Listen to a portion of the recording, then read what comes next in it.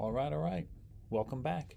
In this problem, we are going to try to solve this quadratic equation.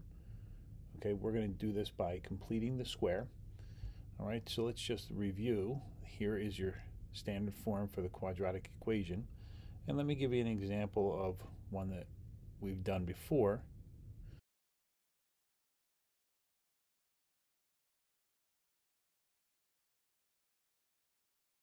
Okay, here is a quadratic equation. First thing you always try to do is factor if possible, because that's a super easy way of solving the quadratic. If it's possible, it's not always possible. So I'm going to look for which two numbers multiply and equal -6, but add or subtract and equal +1.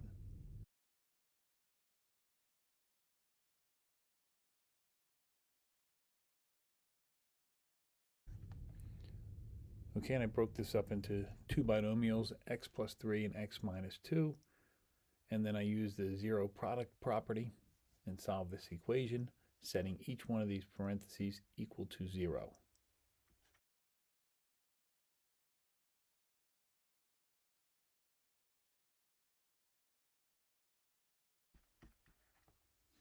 So I have two answers to this quadratic equation, x equals -3 and x is equal to 2.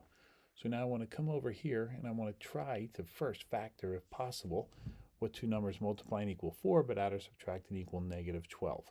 Well, there are no numbers that fit that criteria, so I got to use a different method. So we're going to practice completing the square. So in completing the square, what we're going to do is, this is called a perfect square trinomial. A perfect square trinomial means that it can be broken up into two separate factors like this. So what we're going to do over here is we are going to make a perfect square trinomial. The first thing we want to do is we want to slide this term over to the other side.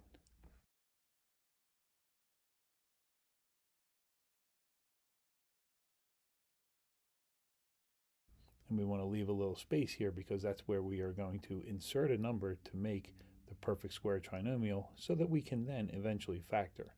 And in order to do that, what we're going to do is we're going to take the b term, which is the term in front of the x to the first power, and we're going to do this operation to it. We're going to do b over 2, and then we're going to square that.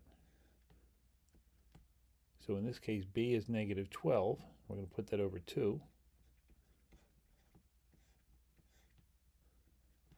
-12 over 2 is -6. We're going to then square that. I like to leave this over on the side, though, because this number is going to come back and help us in the problem. So -6 squared is 36, so 36 has to go in here, and it also has to go on the right-hand side as well to keep the equation balanced.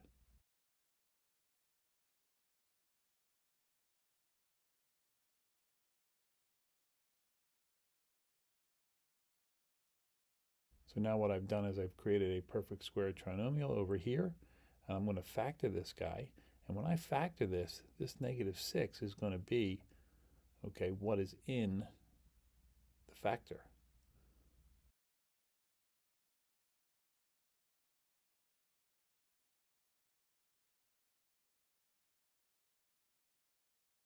Now I wrote this out 2 times. I never write it out 2 times. I just want to demonstrate that that's the way it would look. Usually what you're going to write out is you're going to skip that step and you're just going to go right to x minus 6 squared equals 32. We're then going to take the square root of both sides, and the square root of 32 is going to be a plus or a minus, so we can break it up into 2 separate answers, just like this one over here.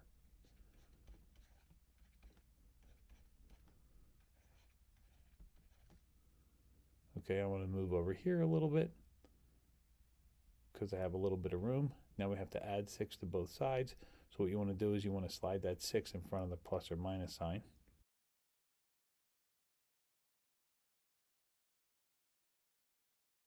We're then going to break down the square root of 32 by doing mixed radicals.